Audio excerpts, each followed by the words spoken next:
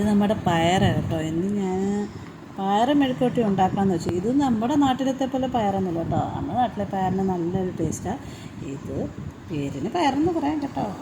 എന്നാലും ഇവിടെ കിട്ടുന്നല്ലേ നമുക്ക് ഉണ്ടാക്കാൻ പറ്റുള്ളൂ. അപ്പോൾ ഇന്ന് പയറ് മെഴുക്കുവരട്ടിയും വെള്ളക്കടലക്കറി കേട്ടോ. വെള്ളക്കടലയൊക്കെ നമ്മുടെ നാട്ടിൽ ഉണ്ടോ എന്ന് എനിക്കറിയത്തില്ല. ഞാനൊക്കെ നാട്ടിൽ നിന്ന് കഴിച്ചിട്ടില്ല കേട്ടോ. സാധാരണ നമ്മുടെ കറുത്ത കടല കഴിച്ചിരിക്കുന്നത്. ഇവിടെ വെള്ളക്കടലയുണ്ട്, ഇച്ചിരി വലിപ്പമുള്ള വെള്ളക്കടല. ഞാൻ ഉണ്ടാക്കി കഴിയുമ്പോൾ കാണിച്ചു തരാം കേട്ടോ. അപ്പം ആ വെള്ളക്കടലയ്ക്ക് ഇച്ചിരി ടേസ്റ്റാണെന്ന് എനിക്കറിയത്തില്ല, വേറെ ടേസ്റ്റാണ്. നമ്മുടെ കടലക്കറിയുടെ ടേസ്റ്റില്ല. അതിപ്പം ഈ ഇവിടുത്തെ രീതിയിൽ ആ കടലക്കറി ഉണ്ടാക്കുമ്പോൾ ഒരു പ്രത്യേക ടേസ്റ്റുണ്ട് അതിന് കേട്ടോ. റൊട്ടിയിലൂടെയും നമ്മുടെ എന്താ പറയണ്ടേ, ഈ ചോറിൻ്റെ കൂടെയൊക്കെ കഴിക്കാൻ നല്ല ടേസ്റ്റാണ് കേട്ടോ.